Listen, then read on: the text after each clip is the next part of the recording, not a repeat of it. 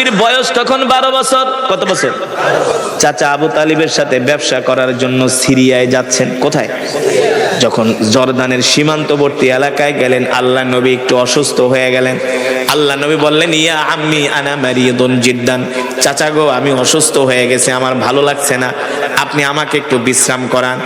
চাচা আবু তালেব বলে, ভাতিজা কোন জায়গায় তোমাকে বিশ্রাম করাবো? মরুভূমি, কোনো গাছ নাই, পালা নাই। আল্লাহ নবী বলে, চাচা ওই যে একটা গাছ দেখা যায়। বলে, ভাতিজা গাছ তো হলো মৃত গাছ। কি গাছ? ওই গাছ শুধু মৃত না, গাছের ডালপালা গুলো উলি পোকায় খেয়ে ফেলেছে।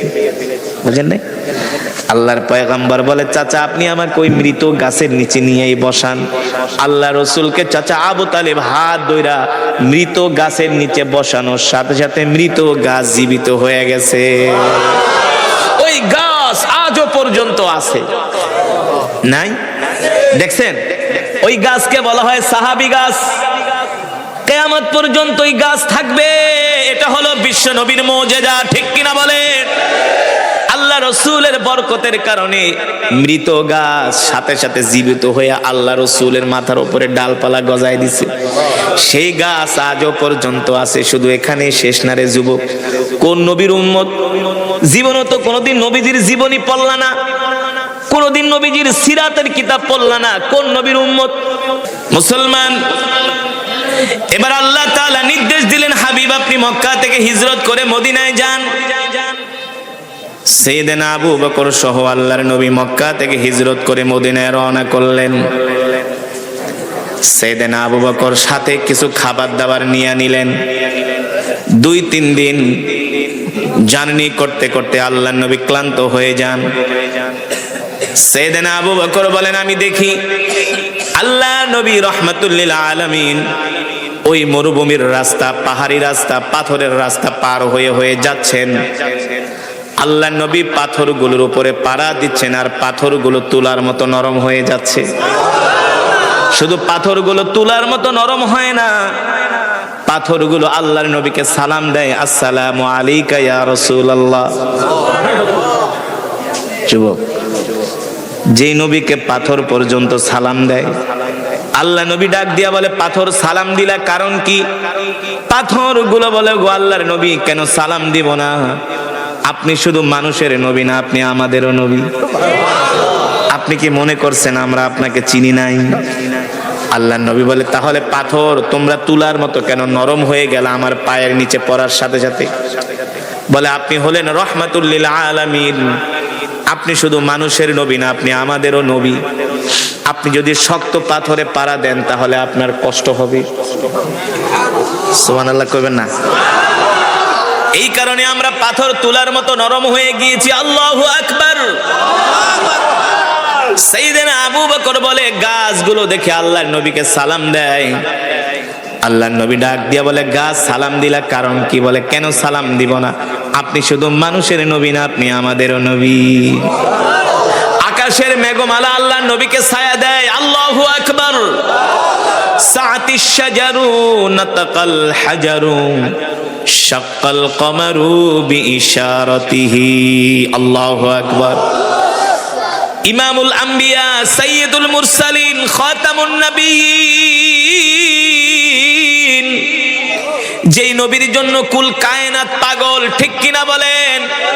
যেই নবীর জন্য গাছ পাগল, যেই নবীর জন্য মাছ পাগল, যেই নবীর জন্য সারা পৃথিবী পাগল, যেই নবীর জন্য কুল কায়নাত পাগল, ওই নবীকেও দ্বীনের জন্য রক্ত দিতে হয়েছে। আর তুমি আমি কি মুসলমান হয়ে গেছি? নামাজের কোনো ঠিক নাই, রোজার কোনো ঠিক নাই, দ্বীন ধর্মের কোনো ঠিক নাই। আল্লাহ তাআলা হাসরের ময়দানে প্রত্যেকটা মানুষকে ধরবে। প্রত্যেকটা মানুষের কাছে আল্লাহ তাআলা তার দায়িত্ব সম্বন্ধে জিজ্ঞেস করবেন। আল্লাহ তাআলা প্রত্যেকটা মানুষকে আল্লাহ তাআলা দায়িত্ব দিয়া দুনিয়াতে পাঠাইছে। আপনি আমি যদি সেই দায়িত্ব পালন না করি তাহলে আল্লাহর আদালতে সেই দিন আমাদেরকে জবাব দিতে হবে। ঠিক কিনা বলেন? আর আল্লাহর আদালতে আমাদের জবাব দেওয়ার কোনো ভাষা থাকবে না। থাকবে? এবার আসেন মুসলমান, বিশ্বনবী সাইয়েদনা আবু বকর বলেন, আমি আল্লাহর নবীকে নিয়ে মক্কার থেকে মদিনার দিকে যাচ্ছি। 3 3-4 দিন সফর করার পরে আল্লাহর নবী ক্লান্ত হয়ে গেলেন, ক্ষুধার্ত হয়ে গেলেন। জিজ্ঞেস করলেন, আনা আতশানুন জিদ্দান ইয়া আবা বকর, আবু বকর আমি ক্লান্ত পরিশ্রান্ত, আপনার কাছে কোনো খাবার দাবার আছে কিনা? সাইয়েদনা আবু বকর বলল, গো আল্লাহর নবী আমার কাছে কোনো খাবার নাই, যা ছিল শেষ হয়ে গেছে। সাইয়েদনা আবু বকর বলেন, আল্লাহর নবী আমার কাছে খাবার চেয়েছেন, আমি নবীকে খাবার দিতে পারি না, এর চাইতে কষ্ট আমার কাছে আর কিছু হতে পারে না। অথচ এই আবু বকর সে আবু বকর, আল্লাহ নবী শুধু বলেছেন আবু বকর যুদ্ধের ময়দানে যেতে হবে, অস্ত্র শস্ত্র কিনবো, টাকা পয়সা যা আসে নিয়ে আসেন। সাইয়েদনা আবু বকর বাড়িতে যায়া লবণের বাটিটা পর্যন্ত আল্লাহ নবীর সামনে হাজির করেছে, লুসনিটা পর্যন্ত আল্লাহ নবীর কদমে হাজির করেছে, লুসনি লবণের বাটি। আল্লাহ রাব্বুল আলামিনের হাবিব জিজ্ঞেস করে, আবু বকর সব নিয়ে আসছেন, কিছু কি বাড়িতে রাইখা আসেন নাই? গো আল্লাহর নবী যা ছিল লবণের বাটিটা পর্যন্ত নিয়ে আসছি, কিচ্ছু রাইখা আসি নাই। তাহলে বাড়িতে কি রেখে এসেছেন? সাইয়েদনা আবু বকর বলেন, বাড়িতে আল্লাহ আল্লাহর রাসূলকে রেখে এসেছি, আল্লাহ আল্লাহর রাসূলকে রেখে এসেছি। সেই আবু বকরের কাছে আল্লাহর নবী খাবার চেয়েছেন, সাইয়েদনা আবু বকর বলে আমার কাছে কোনো খাবার দাবার নাই, সব শেষ হয়ে গেছে। আল্লাহ নবী বলে, আবু বকর পানিও কি নাই? বলে পানিও শেষ হয়ে গেছে। কত কষ্ট করেছেন নবী। মক্কা থেকে মদিনার দূরত্ব হলো বর্তমানে 550 কিলোমিটার, কিন্তু 1450 বছর আগে 550 হবে না, তখন হবে 1500 কিলোমিটার। কারণ ওই সময় তো আধুনিক রাস্তাঘাট ছিল, পাহাড়ি পথ, মরুভূমির পথ, আঁকাবাঁকা পথ, জঙ্গল পাড়ি দিয়া যেতে হয়েছে মক্কা থেকে মদিনায়। বর্তমানের বিজ্ঞানীরা গবেষণা করে যে 1500 বছর আগে আল্লাহর পয়গম্বর মুহাম্মদ সাল্লাল্লাহু আলাইহি সাল্লাম কিভাবে হিজরত করলেন তাদের মাথায় আসে না। কিভাবে আসবে? তিনি তো রাহমাতুল লিল আলামিন, ঠিক কিনা বলেন? এবার আল্লাহর নবী সাইয়েদনা আবু বকরকে ডাক দিয়া বলে, আবু বকর দেখেন তো আশেপাশে কোনো বাড়ি ঘর দেখা যায় কিনা, ভালো করে খেয়াল করেন, নাইলে ঘটনাটা বুঝবেন না। আল্লাহর পয়গম্বর বলে, আবু বকর দেখেন তো আশেপাশে বাড়িঘর দেখা যায় কিনা। সাইয়েদনা আবু বকর বলেন, শত শত কিলোমিটার রাস্তা, মরুভূমি, পাহাড়ি পথ, এখানে আবার বাড়িঘর আসবে কোথায়? এখানে তো কোনো জীব জন্তুও থাকে না, এমন গহীন অরণ্য। আল্লাহ নবী বাড়িঘরের কথা বলল, বুঝলাম না। সাইয়েদনা আবু বকর চিন্তায় পড়ে গেছেন। সাইয়েদনা আবু বকর বলে, আল্লাহ নবীর বরকতি জবান মোবারক দিয়া বাড়ি ঘর আছে কিনা এই কথা বলার সাথে সাথে আমি 10টা কদম দিতে দেরি, দেখি আমার চোখের সামনে একটা মরুভূমির মধ্যে বাড়ি দেখা যায়। জোরে বলেন সুবহানাল্লাহ, আল্লাহু আকবার। সাইয়েদনা আবু বকর বলে, আমি দেখি মরুভূমির মধ্যে একটা বাড়ি দেখা যায়। আমি আল্লাহর নবীকে ডাক দিয়া বললাম, নবীজি উনজুর ইলাল আমাম, সামনের দিকে তাকায় দেখেন ওই যে একটা বাড়ি দেখা যায়। আবু বকর বলে, আমার মাথায় ধরলো না। আল্লাহ নবী বলতে বলতে দেখি মরুভূমির মধ্যে বাড়ি দেখা যায়। আল্লাহ নবী বললেন, আবু বকর চলেন ওই বাড়িতে যে আমরা দুইজনে আশ্রয় নিব, তাদের থেকে আমরা মেহমানদারি গ্রহণ করব, আমরা তাদের কাছ থেকে পানি ঠানি চাইবো, খাবার দাবার চাইবো, কিছুক্ষণ সময় আমরা বিশ্রাম করব, তারপরে আবার রওনা দিব। সাইয়েদনা আবু বকর বলেন, আমি আল্লাহ রসুলের হাত মোবারক ধরে ওই বাড়ির দিকে হেঁটে যাচ্ছি। যেতে যেতে যেতে যেতে যখন বাড়ির সামনে গেলাম, দেখি মরুভূমির মধ্যে ভাঙ্গা একটা কুঠুরি, ভাঙ্গা একটা ঘর, ভিতর থেকে দরজা লাগানো। আল্লাহ নবী বলে, আবু বকর যান ঘরের দরজায় নক করেন। আমি যে ঘরের দরজায় নক করলাম, ইফতাহিল বাব, কে ঘরের দরজা খোলো।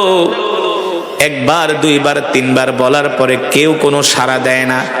চতুর্থবারের সময় ঘর থেকে আওয়াজ আসলো, কে গো তোমরা, কোত্থেকে আসছো, কি তোমাদের পরিচয়? সাইয়েদনা আবু বকর বলে, জিতু মিনাল মক্কা ইলাল মদিনা, আমরা মক্কা থেকে আসছি দুইজন মানুষ। জিনা মিলাল মক্কা ইলাল মদিনা, আমরা দুইজন মানুষ মক্কা থেকে আসছি, আমরা মদিনায় যাব, আমরা দুইজন মুসাফির, আমরা দুইজন। তো তোমরা মুসাফির হলে আমার বাড়িতে কেন আসছো? সাইয়েদনা আবু বকর বলে, শোনো, আমরা আসছি তোমার বাড়িতে, কিছুক্ষণ আমরা আশ্রয় গ্রহণ করতে চাচ্ছি, কিছুক্ষণ বিশ্রাম নিব। বলে তোমরা বিশ্রাম নিবা, ভালো কথা, আমার বাড়িতে তো আমার স্বামী নাই, আমি তো একা মহিলা ঘরের মধ্যে।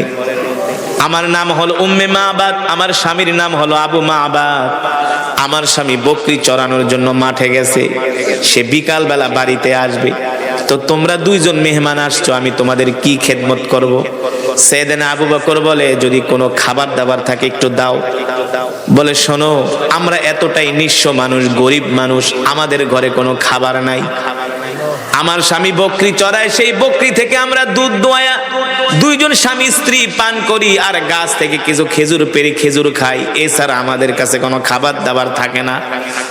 সাইয়েদনা আবু বকর বলে, যদি খাবার দাবার না থাকে তাহলে একটু পানি পর্যন্ত দাও। বলে পানিও শেষ, পানিও। আল্লাহর নবী বলেন, আবু বকর খাবারও নাই পানিও নাই। বলে না। হঠাৎ করে আল্লাহর নবী দেখেন উম্মে মাবাদের ঘরের সামনে একটা বকরি বাঁধা। কি বাঁধা? একটা বকরি বাঁধা। আল্লাহর নবী ডাক দিয়া বলেন, আবু বকর, আপনি উম্মে মাবাদ থেকে অনুমতি নেন, ওর ঘরে যেহেতু খাবারও নাই পানিও নাই, আমরা ওই বকরি থেকে একটু দুধ দোয়া দুইজনে তৃষ্ণা নিবারণ করি। সাইয়েদনা আবু বকর বলল, উম্মে মাবাদ, ইয়া উখতি, তোমার ঘরের সামনে একটা বকরি বাঁধা আছে, যদি অনুমতি দাও আমরা ওই বকরি থেকে দুধ দোয়া দুইজনে পান করি। ঘর থেকে উম্মে মাবাদ বলে, পথিক জানো না, আমার ঘরের সামনে যে বকরি বাঁধা আছে, এই বকরিটা হলো অসুস্থ বকরি, হাঁটতে চলতে পারে না, দুধ দিবে কোত্থেকে? ওই হাঁটতে চলতে পারে না, এই কারণে আমার স্বামী ওকে ঘাস খাওয়ানোর জন্য মাঠেও নিয়ে যেতে পারে না। আল্লাহর নবী বলে, আবু বকর, আপনি শুধু উম্মে মাবাদ থেকে অনুমতি নেন, অসুস্থ বকরি থেকে দুধ দোয়ানোর দায়িত্ব আমার। আর জোরে বলেন সুবহানাল্লাহ। সাইয়েদনা আবু বকর বিশ্বাস করেন, আল্লাহ নবীর জবান মুবারক দিয়া যেহেতু এই কথা বলেছে, অসুস্থ বকরি থেকে অবশ্যই দুধ। সাইয়েদনা আবু বকর বলে, উম্মে মাবাদ, অনুমতি দাও, অনুমতি দাও। মহিলা মানুষ, অসুস্থ বকরি দুধ দেয় না। আল্লাহর নবী বলে, আবু বকর, আপনি শুধু অনুমতি আনেন। একবার দুইবার তিনবার বলার পরে মহিলা রাগ করে কয়, যাও, পারলে দুধ দোয়া খাও, আমার কোনো আফসোস নাই। এবার আল্লাহর নবী বলে, আবু বকর, দুধ যে রাখবো পাত্র পাবো কোথায়? উম্মে মাবাদ থেকে একটা পাত্র চাই আনেন। আবু বকর বলেন, সাইয়েদনা আবু বকর বলে, উম্মে মাবাদ, একটা পাত্র দাও। উম্মে মাবাদ ঘর থেকে একটা সাগীরুন, একটা ছোট পাত্র দিছে। আল্লাহর নবী বলে, আবু বকর গো, এত ছোট পাত্রে হবে না, বড় পাত্র লাগবে। ওই মহিলা আরো রাগ করছে, কয়, তোমরা আমার সাথে মজা করো না? একে বলছি অসুস্থ বকরি, দুধ দেয় না, হাঁটতে পারে না, চলতে পারে না, দিছি ছোট পাত্র। বলে ছোট পাত্রে হবে না, বড় পাত্র লাগবে। বুঝলাম না, আমার কথা কি তোমরা বিশ্বাস করো না? সাইয়েদনা আবু বকর বলে, উম্মে মাবাদ, যেটা বলছি সেটা করো, বড় একটা পাত্র দাও। এবার মহিলা রাগ কইরা বড় একটা পাত্র ঘরের থেকে কয়, নাও। ঘরের থেকে দিয়া কয়, দেখি তো আমার বাড়িতে কে দুইজন মেহমান আসছে, আমার দেখার তো দরকার আছে না? উম্মে মাবাদ বলে, ওয়াল্লাহি রব্বিল কাবা, রবের কাবার কসম খায়া বলি, আমি যখন ঘরের দরজাটা একটু ফাঁকা করে বাইরের দিকে তাকাইলাম, আমার চোখের নজর যায়া আল্লাহর নবী যুবক মুহাম্মদ সাল্লাল্লাহু আলাইহি সাল্লামের দিকে পড়লো। আমি তার দিকে তাকানোর সাথে সাথে আমি আমার আর চোখের নজর ফিরাইতে পারি না। আমি এক নজর আল্লাহর নবীর দিকে তাকায় আছি, আর মনে মনে চিন্তা করি, এত সুন্দর আবার মানুষ হয় নাকি? আমি কাকে দেখলাম এত সুন্দর চেহারা? উম্মে মাবাদ বলে, আমি একবার আল্লাহর নবীর দিকে তাকাই, আর দ্বিতীয়বার আমি পূর্ণিমার চাঁদের কথা মনে করি, দেখি কে সুন্দর। উম্মে মাবাদ বলে, আল্লাহর কসম করে বলি, চাঁদের চেয়েও যুবক মুহাম্মদ সুন্দর। উম্মে মাবাদ বলে আমি যুবক মুহাম্মদ সাল্লাল্লাহু আলাইহি সাল্লামের চেহারার দিকে তাকায় আমি আর নজর ফিরাইতে পারি না। তার চুলগুলো এত সুন্দর, তার কথাগুলো এত সুন্দর, তার দাঁতগুলো, তার চেহারাটা এত সুন্দর। ও মুসলমান, আমার নবী যখন হাসি দিতেন আল্লাহর নবীর চেহারা মোবারক গালগুলো বেদেনার মতো লাল হয়ে যেত। বুঝেন নাই? আল্লাহর নবী এত সুন্দর ছিলেন। জীবনের প্রথম যেদিন মিশরে যাই, কায়রো থেকে যেদিন বিমানে উঠি, দুবাই থেকে যেদিন কায়রোর বিমানে উঠি, মিশরের মানুষ তো এমনি সুন্দর, জানেন? সব একের জিনিস। পুরুষরা তো সুন্দর, আর মেয়েদের কথা তো বাদই দিলাম। আপনাদেরকে জানার জন্য বলছি এত সুন্দর কেন। পয়গম্বর ইউসুফ আলাইহিস সালাম ছিলেন পৃথিবীর সবচেয়ে সুন্দর, কিন্তু আল্লাহর নবীর চেয়ে সুন্দর। আল্লাহর নবী বলেন আমার ভাই ইউসুফ হলো সাদা সুন্দর, আমি হলাম লাল সুন্দর। সাদা সুন্দর বেশি আকর্ষণীয় নাকি লাল সুন্দর? এই যুবক, যখন বিয়ে করতে যাইবা দাদির কাছে জিগাইবা, দাদি যাইতেছি দেখতে, কয় শোন আগে দেখবি কন্যার চেহারাটা লাল সুন্দর কিনা, কারণ লাল সুন্দর মানুষগুলো রোদ্রে গেলে চেহারা আরো বেশি আলোকিত হয়। ঠিক কিনা বলেন? আমার রাসূল ছিলেন, আমার কলিজার টুকরা নবী ছিলেন লাল সুন্দর। আল্লাহু আকবার। পৃথিবীর যত সৌন্দর্য আছে আল্লাহ তাআলা আমার নবীকে দান করেছেন। এই কারণে আম্মা জান আয়েশা রাদিয়াল্লাহু তাআলা আনহা বলেন, মিশরের রমণীরা পয়গম্বর ইউসুফের চেহারা দেখা আপেল কাটতে যায় আঙ্গুল কেটে ফেলেছিল, জানেন? হ্যাঁ, মিশরের রমণীরা পয়গম্বর ইউসুফ আলাইহিস সালামের চেহারার দিকে তাকায় আপেল খাইতেছে। আপেল তো দূরের কথা, কাটতে কাটতে আপেল শেষ, এবার আঙ্গুল কাটতেছে। রক্ত বের হচ্ছে, কারো কোনো অনুভূতি নাই, কারো কোনো খবর নাই। জুলাইখা ছিল চালাক মানুষ, কয় বান্ধবীরা রে এতদিন আমার বদনাম করছো, আমি কোন গোলামের প্রেমে পাগল হইছি, এবার দেখছনি গোলামের চেহারা। জুলাইখার বান্ধবীরা কয় বান্ধবী দূর থেকে তোমার সমালোচনা করছি, কিন্তু যার চেহারা দেখলাম মনে হয় সে মানুষ না, আসমান থেকে ফেরেশতা নেমে এসেছে। আম্মা জান আয়েশা রাদিয়াল্লাহু তাআলা আনহা বলেন, মিশরের রমণীরা পয়গম্বর ইউসুফ আলাইহিস সালামের চেহারা দেখা পাগল হয়ে গেছে, আঙ্গুল কেটে ফেলেছে। আমার স্বামী মুহাম্মদ সাল্লাল্লাহু আলাইহি সাল্লামের চেহারা যদি তারা দেখতো, শুধু আঙ্গুল কাটতো না, কলিজা কেটে ফেলতো, তারপরও আল্লাহর নবীর চেহারা মোবারক থেকে নজর ফিরাইতে পারতো না। এত সুন্দর ছিলেন আমার নবী। এবার উম্মে মাবাদ বলে আমি যুবক মুহাম্মদ সাল্লাল্লাহু আলাইহি সাল্লামের চেহারার দিকে তাকায়া আমার আর দুনিয়ার কোনো খবর নাই। এখন আমি মনে মনে বলি শুধু বকরির দুধ না পারলে বকরি জবাই করে খায়া ফেলাম, কারণ তোমার মতো এত সুন্দর মানুষ আমি আজ পর্যন্ত কোনোদিন। এবার উম্মে মাবাদ বলে আমি যুবক মুহাম্মাদের দিকে যতই তাকাই ততই তার জন্য আমার মায়া লাগে, ততই আপন মনে হয়। আল্লাহু আকবার। কেন আপন মনে হবে না? উম্মে মাবাদ তো তার উম্মত, ঠিক কিনা বলেন? এবার উম্মে মাবাদ বলে ঠিক আছে তোমরা দুধ দয়া খাও। এবার আল্লাহর নবী ওই পাত্র নিয়ে অসুস্থ বকরির কাছে যেতে যেতে আল্লাহর রাসূলের বরকতে অসুস্থ বকরি সুস্থ হয়ে গেছে। আর জোরে বলেন সুবহানাল্লাহ, আল্লাহু আকবার। আল্লাহর নবী ডাক দিয়ে বলে বকরি ব্যাপার কি, তুমি না অসুস্থ? বকরি ডাক দিয়া বলে আসসালামু আলাইকা ইয়া রাসূলুল্লাহ। আল্লাহ নবী বলে বকরি সালাম দিলা কারণ কি? কয়েক সালাম কেন দিব না? আপনি কি মনে করছেন আপনাকে আমি চিনি নাই? আপনি শুধু মানুষের নবী না, আপনি আমারও নবী। ওগো নবীজি আমি অসুস্থ ছিলাম, আপনাকে দেখার সাথে সাথে আমি সুস্থ হয়ে গেছি। আল্লাহ নবী ডাক দেয় কাছে আসো। এবার বকরি আয়েশা আল্লাহ রসুলের কাছে তার মুখ দিয়া আল্লাহ রসুলের কানের সামনে মুখ দিয়ে এবার কথা বলতেছে বকরি আল্লাহ নবীর সাথে। উম্মে মাবাদ বলে আমি ঘর থেকে দেখতেছি বকরির চোখ দিয়া পানি বের হচ্ছে।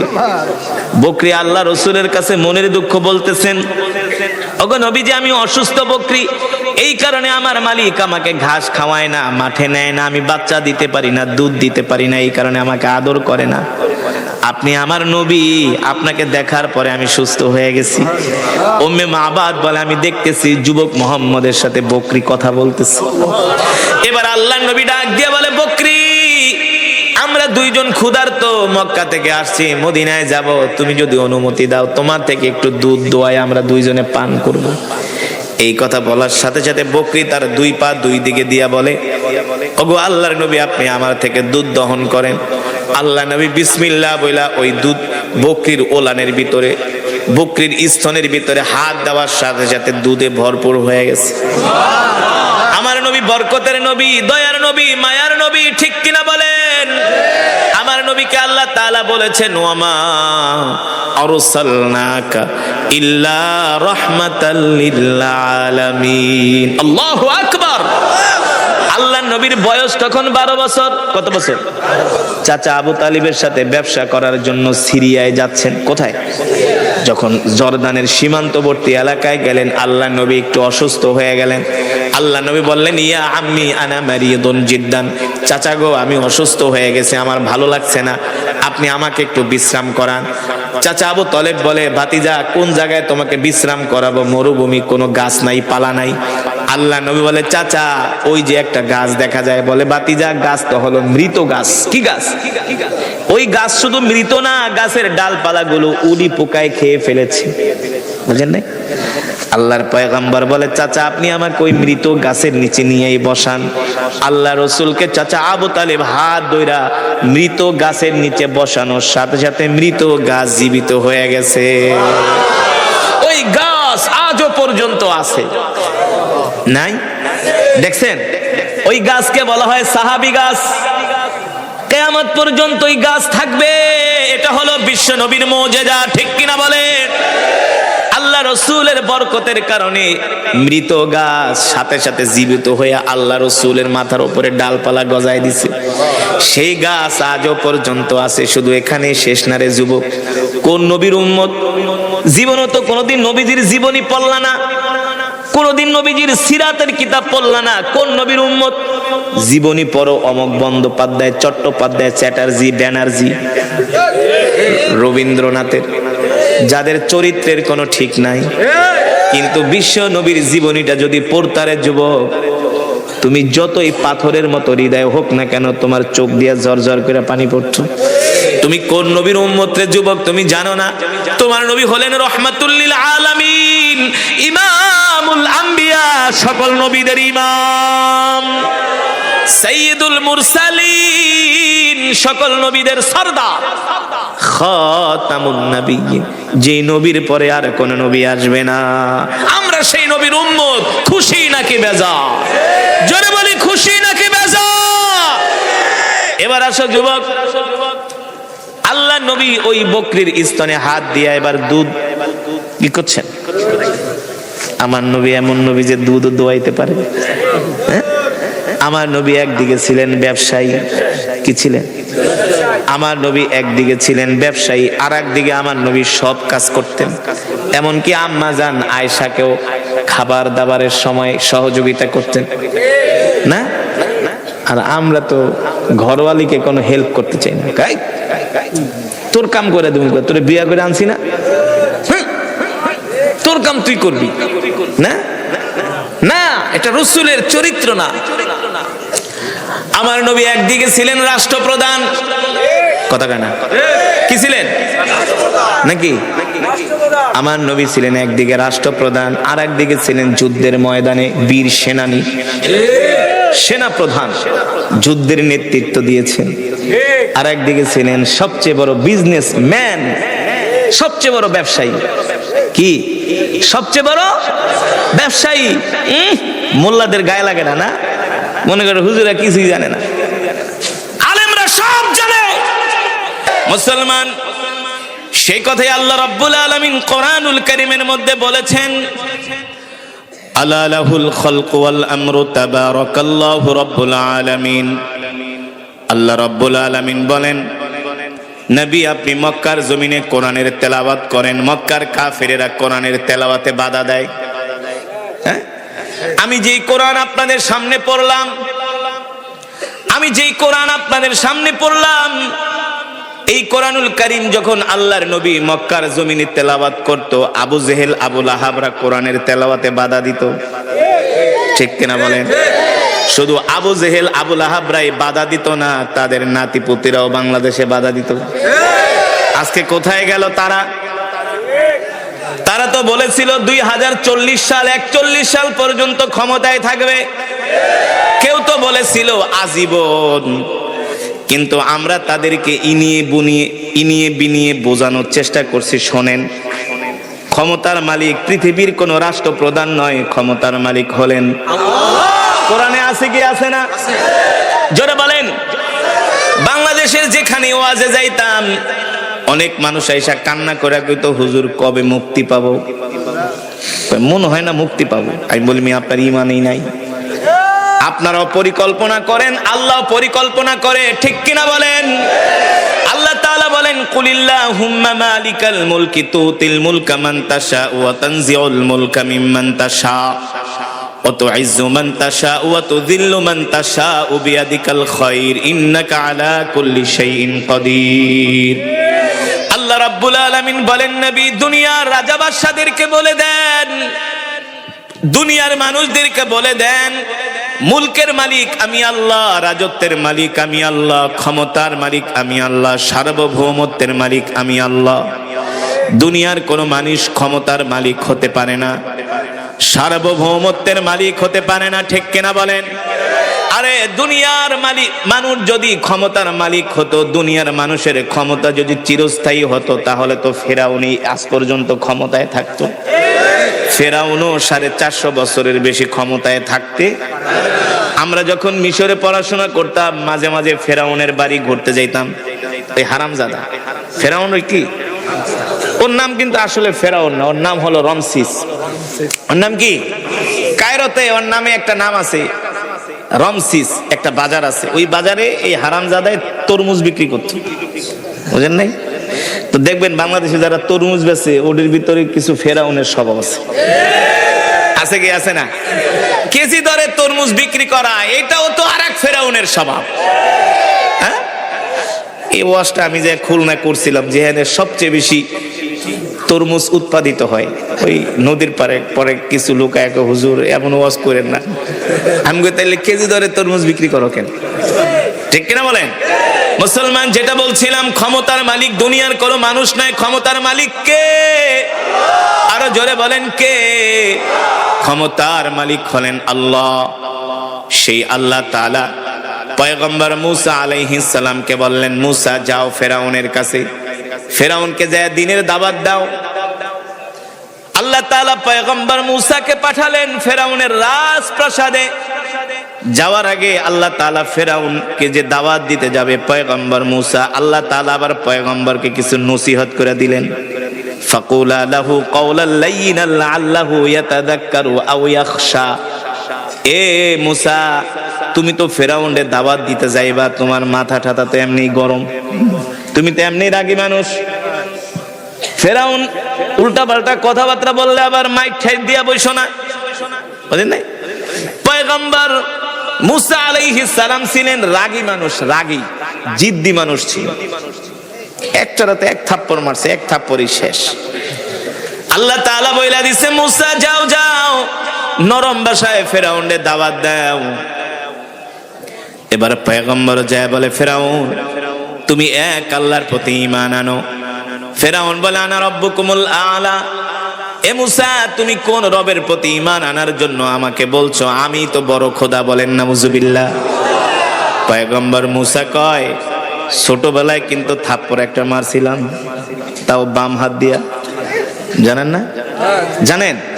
পয়গম্বর মুসা ছোটবেলায় যখন শিশু, তখন কিন্তু বাম হাতের চটকানা খাইছে ফেরাউন। তা আল্লাহ যদি তাকে এই কথা বলতো, না বলতো যে সাবধান, এত রাগ ঠাক হইও না, তাহলে তো চটকানা আর একটা মারতো, ঠিক কিনা বলেন? এই কারণে মুসলমান, ইসলামে নরমও আছে গরমও আছে, ঠিক কিনা বলেন? যখন যেমন তখন তেমন। হ্যাঁ, কুকুরকে কখনো আপনি যদি কুকুরের লেজের মধ্যে 1 নাম্বার বাগাবাড়ির ঘি মাখেন, আর যদি বলেন কুকুর তুই ভালো হয়ে যা, কোনদিন কুকুরের লেজ ঘি মাখলেও সোজা হয়? হয়? সোজা হবে না, ঠিক কিনা বলেন?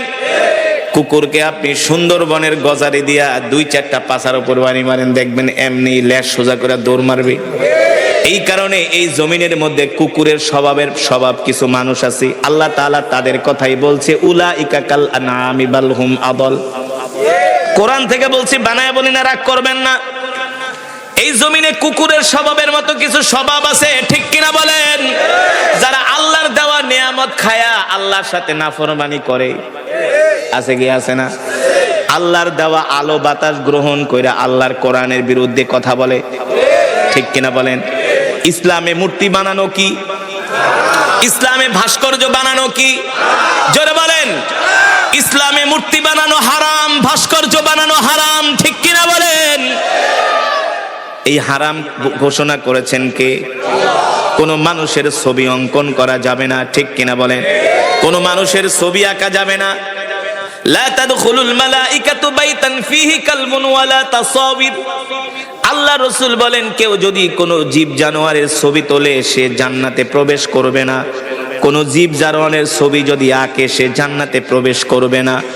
আমরা বলেছিলাম মূর্তি বানানো হারাম, ভাস্কর্য বানানো হারাম, কিন্তু আবু জেহেলের নাতি পুতিরা এটাকে জায়েজ করার চেষ্টা করেছিল, ঠিক কিনা বলেন? কিন্তু তারা ক্ষমতায় থাকতে পারে না, ঠিক কিনা বলেন? আল্লাহ তাআলা সেই কথাই কোরআনের মধ্যে বলছে, এ দুনিয়ার মানুষ, আমার নেয়ামত খায়া যদি তোমরা আমার সাথে নাফরমানি করো, আমার সাথে যদি তোমরা আমার নেয়ামত খায়া আমার হুকুমকে যদি না মানো, তাহলে এরা কুকুরের চেয়ে অদম। কারণ আপনি কুকুরকে যদি একটা রুটি খাওয়ান, এক রুটি খাওয়ানোর পরে দেখবেন আপনার পিছনে একটা কুকুর 1 মাস দৌড়াবে। আমি মাঝে মাঝে ওয়াজ কইরা বাসায় যাই, তো আমার এলাকায় কিছু কুকুর আছে, ওগুলারে মাঝে মাঝে রুটি কিনা খাওয়াই। তা আমার বাসার গলির সামনে 10-15টা দাঁড়ায় থাকে আমাকে অভ্যর্থনা জানানোর জন্য। আমি বাসায় যাই, তো আশেপাশের কিছু কুকুর আসে আমার দিকে খাও খাও করতে, আর ওই 12টা আবার আমার প্রোটেকশন দেখে, এটা আমাদের বস, প্রতিদিন রুটি খাওয়ায়। শুধু আমি না মুসলমান, আল্লাহ কুকুরের কথা কেন বললেন? আপনি আল্লাহর দেওয়া নিয়ামত খায়া আল্লাহর হুকুম মানেন না, নামাজ পড়েন না, রোজা রাখেন না, সারাদিন খান গাঁজা, সারাদিন খান সিগারেট, দোকানে বয়া বয়া বাংলা সিনেমা দেখেন আর দাঁত বেটকায়া হাসেন, অথচ দোকানের থেকে মাত্র 20 হাত দূরে মসজিদ, মসজিদে মুসল্লি নাই, আর চায়ের দোকানে বাংলা সিনেমা দেখুন না মুসলমানের না, বরিশালের মানুষ আরে না দেখে কয় কি, হ্যাঁ ও মুসলমান। আল্লাহ তাআলা এই সমস্ত মানুষদের কথাই বলছেন, উলাইকা কাল আনআমি বাল হুম আদল। এই জমিনে কিছু মানুষ আছে যারা কুকুরের চেয়ে নিকৃষ্ট, আল্লাহর দেওয়ার নিয়ামত খায় আল্লাহর সাথে নাফরমানি করে, ঠিক কিনা বলেন? যে কথা আমি বলছিলাম, আল্লাহর নবী, বিশ্ব নবী, ইমামুল আম্বিয়া, সাইয়্যিদুল মুরসালিন, খাতামুন নবীন, আল্লাহর নবী এই কোরআন মক্কার জমিনে তেলাওয়াত করতেন, আর মক্কার কাফেররা কোরআন তেলাওয়াতে বাধা দিত। যুগে যুগে ইতিহাস বলে, যারা এই কোরআনের বিরুদ্ধে অবস্থান নিয়েছে, আল্লাহ কোনো না কোনো ভাবে তাদেরকে লাঞ্ছিত করেছে, ঠিক কিনা বলেন? এই কথা ওরা বুঝতে চায় নাই। মাহফিলের স্টেজে আইসা আলেমদেরকে হেনস্থা করছে, আলেমদের জামায় কালার ধরছে, আলেমদেরকে বিশ্রী ভাষায় গালাগালি করছে, ঠিক কিনা বলেন? যারা এহেন কাজ করছে, বাংলাদেশের ইতিহাসে তাদের যেমন ভাবে পতন হয়েছে, এমন পতন আজ পর্যন্ত হয়েছে। কিন্তু যারা তাদের পথ অনুসরণ করবে তাদের অবস্থাও একই হবে, কারণ এই ক্ষমতার মালিক, রাজত্বের মালিক, সার্বভৌমত্বের মালিক আল্লাহু আকবার। বিশ্ব নবীকে আল্লাহ তাআলা কোরআন দিয়া মক্কার জমিনে পাঠাইলেন, আর বললেন, নবী, ইন্না আনজালনা ইলাইকা যিকরা লিতুবাইয়িনা লিন-নাস। নবী গো, আমি আল্লাহ আপনাকে যে কোরআন দিয়েছে হাবিব, এই কোরআন দিয়ে আপনি মক্কার কাফেরদেরকে দাওয়াত দেন। মক্কার কাফেররা আল্লাহর নবীর কোরআনের দাওয়াত গ্রহণ করলো না। এমন কোন নির্যাতন নাই, জুলুম নাই, অত্যাচার নাই, আজ আমার নবীর উপরে মক্কার কাফেররা করে নাই, ঠিক কিনা বলেন? মক্কার কাফেররা আমার নবীকে মিথ্যাবাদী বলে গালি দিয়েছে, অথচ আমার আল্লাহ কোরআনের ভিতরে বলছেন ওয়া মা আরসালনাকা ইল্লা রাহমাতাল লিল আলামিন। এ যুবক, মক্কার কাফেররা আমার নবীকে বলছে জাদুকর, আর আল্লাহ তাআলা বলছেন নবী আপনি হলেন রহমত, আপনি হলেন বরকত। সুবহানাল্লাহ বলেন। মক্কার কাফেররা আমার নবীকে বলছে নির্বংশ, আল্লাহ তাআলা বলে ইন্না আতাইনাকাল কাউসার ফাসাল্লি লিরাব্বিকা ওয়ানহার ইন্না শানিয়াকা হুয়াল আবতার।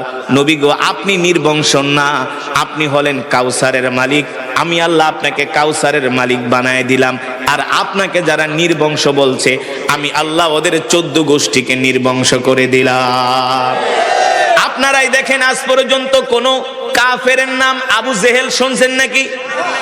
আপনার বাপ দাদার ভিটা থেকে যদি আপনাকে উচ্ছেদ করে আপনি কি করবেন?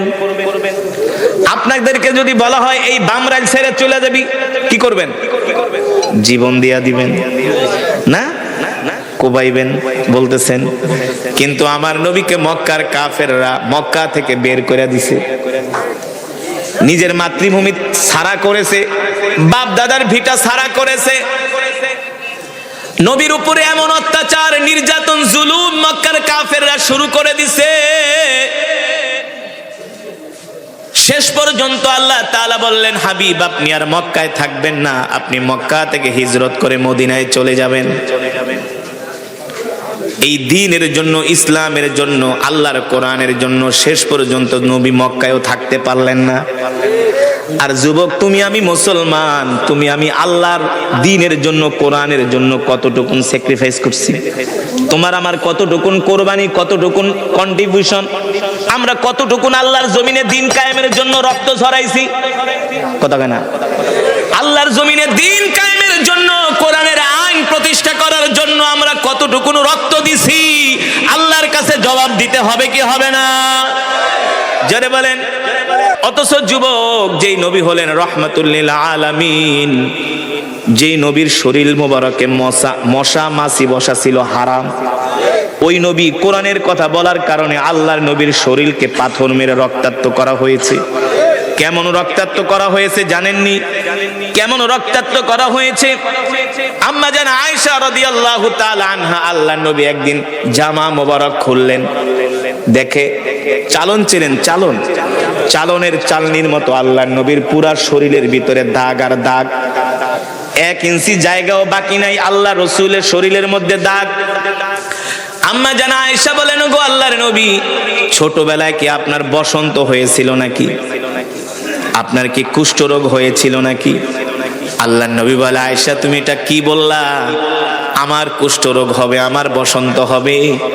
আমি আল্লাহর পয়গম্বর রহমাতুল লিল আলামিন, আমার শরীরের মধ্যে আল্লাহ মশা মাছি বসাকে হারাম করে দিয়েছে।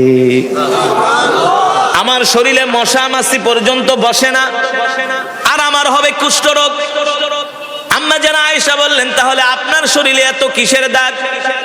আল্লাহর নবী বলে আয়েশা আমি আজও পর্যন্ত সেই দিনগুলোর কথা ভুলতে পারি না। আম্মা জান আয়েশা বললেন ওগো নবী কোন দিনের কথা? বলে যেই দিন আমি কোরআনের দাওয়াত নিয়ে তায়েফের ময়দানে গিয়েছিলাম, তায়েফের মানুষগুলো আমাকে 5 কিলোমিটার রাস্তা দৌড়াইছে আর পাগলের মতো পাথর মারছে, আমার শরীরকে রক্তাক্ত করেছে। ও যুবক, ও মুসলমান, আল্লাহর নবীর এত কষ্ট, এত কোরবানি, এত ত্যাগ একমাত্র আল্লাহর জমিনে দ্বীন কায়েমের জন্য, ঠিক কিনা বলেন? শেষ পর্যন্ত আল্লাহ তাআলা তার হাবিবকে বললেন নবী আপনি আর মক্কায় থাকবেন না, এবার আপনি মক্কা থেকে হিজরত করে মদিনায় যান। আল্লাহর নবী যখন মক্কা থেকে হিজরত করে সাইয়েদনা আবু বকরকে সহ যখন মদিনার দিকে রওনা হলেন, আল্লাহর নবী মক্কা থেকে 2-3 কিলোমিটার দূরে যায় বারবার বাইতুল্লাহর দিকে তাকান আর আল্লাহর নবী কান্না করেন। নিজের মাতৃভূমি ছেড়ে যেতে মন চায় না, নিজের বাপ দাদার ভিটা কেউ ছাড়তে চায় না, কিন্তু আল্লাহর নবী দ্বীনের জন্য, ইসলামের জন্য ছেড়েছেন। ও যুবক, এই কারণেই আল্লাহর নবী হাসরের ময়দানে প্রত্যেকটা যুবককে ধরবেন, প্রত্যেকটা মুসলমানকে ধরবেন যে আমি আল্লাহর দ্বীনের জন্য জান দিছি, মাল দিছি, রক্ত দিছি, পাথর খাইছি, তোরা আমার উম্মত হইয়া কি করছস? ঠিক কিনা বলেন? তোরা আমার উম্মত হইয়া কি করছস? অথচ আমাদের উচিত ছিল আল্লাহর জমিনে দ্বীন কায়েমের জন্য, কোরআনের আইন প্রতিষ্ঠা করার জন্য এই জমিনের মধ্যে আমাদেরকে আন্দোলন করা। ঠিক কিনা বলে? ঠিক কিনা বলেন?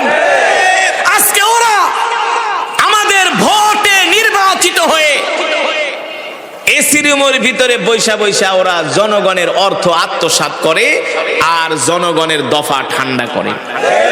ঠিক কিনা বলেন? স্বাধীনতার 52 বছর হয়ে গেছে, এক দল যায় আর এক দল আসে, শুধু খাই খাই পার্টি। হ্যাঁ, খাই খাই পার্টি। এই অবস্থার পরিবর্তন হবে না যতদিন না পর্যন্ত আল্লাহর জমিনে কোরআনের আইন প্রতিষ্ঠা না হবে। কথাটা মনে রাখবেন, এক দল আসবে আর এক দল যাবে, কোনো পরিবর্তন হবে না। আর একটা কথা মনে রাখবেন, যারা কোরআন দিয়া রাষ্ট্র পরিচালনা করবে না, ওদের কাছে দেশ দেশের জনগণ নিরাপদ না। ওদের কাছে এই দেশের সার্বভৌমত্ব নিরাপদ না। দেখেন না, এই দেশ আসলেই সিঙ্গাপুর হয়ে যেত। আগের যারা রাষ্ট্র পরিচালনা করছে তারা যে বলে এই দেশ সিঙ্গাপুর, আসলেই সিঙ্গাপুর হয়ে যেত যদি চুরি না করত। আমরা তো বিদেশে যাই, সারা বিশ্ব ঘুরি, তো দেখি সিঙ্গাপুরে, মালয়েশিয়াতে, আরব আমিরাতে, মধ্যপ্রাচ্যের দেশগুলোতে আমাদের দেশের ভাইয়েরা কত কষ্ট করে 18 ঘন্টা ডিউটি করে, প্রচন্ড রৌদ্রের মধ্যে মাথায় প্লাস্টিকের একটা ক্যাপ লাগায়া, প্লাস্টিকের বড় বড় জুতা পরে, কত মোটা মোটা ড্রেস পরে। বিশ্বাস করেন ওই চোরেরা তো এই দৃশ্যগুলো দেখে না। আমরা যাই, আমরা দেখি ওরা তো 5 স্টার হোটেলে ঘুমায়, আমাদের অর্থ দিয়ে ওরা 5 স্টার হোটেলে ফুর্তি করে, হাফ প্যান্ট পরে ঘোরে, নাইট ক্লাবে যায়, এই দেশের জনগণের অর্থ দিয়া।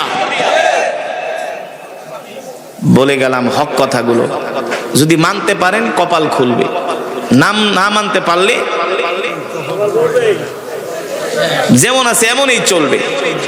এই কারণে বলি, যাদের কাছে কোরআন আছে তাদের কাছে দেশ নিরাপদ। ঠিক কিনা বলেন? দেশের মানুষ নিরাপদ, দেশের সম্পদ নিরাপদ। এই দেশের মানুষ, পৃথিবীর এমন কোন দেশ নাই যেখানে বাংলাদেশের ওয়ার্কার নাই। আমি যেই মসজিদে জুমা পড়াই, আমার মসজিদটা 150 কোটি টাকা দিয়ে বানানো হয়েছে। গাজীপুর মাওনা হাজী আব্দুল সাত্তার জামে মসজিদ। আমার মসজিদের যিনি মোতাল্লি, অনেক বড় মিলিনিয়ার, বলে হুজুর কি বলবো, পৃথিবীর সেই শেষ প্রান্ত সুইজারল্যান্ড, নিউজিল্যান্ড, সেই জাপানের শেষ সীমায় যায়, সেখানেও দেখি বাংলাদেশের ড্রেস, মেড ইন বাংলাদেশ। আমার দেশের পোশাক শিল্প পৃথিবীর 2য় স্থান দখল করে আছে। আমার দেশের গার্মেন্টস শ্রমিকরা যেই কষ্ট করে, আমার দেশের ওয়ার্কার, রেমিটেন্স যোদ্ধারা যেই বিদেশে কষ্ট করে, প্রায় 2 থেকে 2.5 কোটি বাঙালি বিদেশে থাকে। প্রতি মাসে হাজার হাজার ডলার, লক্ষ কোটি ডলার বাংলাদেশে ঢুকতেছে। এই টাকাগুলো কোথায়? সব চোরেরা চুরি করে খেয়ে ফেলে। কারো কোনো বিচার হয়েছে? হয় নাই। বরিশালের যে রোড, এত গাড়ি অ্যাক্সিডেন্ট হয়, এই রোডটা আরো 20 বছর আগে 4 লেন হওয়ার দরকার ছিল। এই দেশের অর্থের অভাব নাই, কিন্তু যারা রক্ষক তারাই তো আজকে বক্ষকের কাতারে শামিল। ঠিক কিনা বলেন? আপনারা রাগ করতেছেন, কষ্ট পাচ্ছেন, বিশ্বাস করেন আমি এখানে কোনো রাজনীতি করতে আসি নাই, তবে হ্যাঁ আমি কোরআনের কথা বলতে আসছি। যদি এই দেশে কোরআনের শাসন থাকতো, দেখেন না জহিরুল ইসলাম বাংলাদেশের শীর্ষ ধনী ছিলেন, চুরি করার কারণে তার আঙ্গুল কেটে দেওয়া হয়েছে। কোরআনের আইন, আপনি কোরআনের আইন বাস্তবায়ন করেন, দেখবেন 1 পয়সা দুর্নীতি হবে না, কোন চোর চুরি করবে না, কোন ডাকাত ডাকাতি করবে না। আপনি 500 টাকার একটা নোট নিয়ে নতুল্লাবাদের বাসে ওঠেন, দেখবেন গুলিস্তান যাওয়ার আগে শেষ।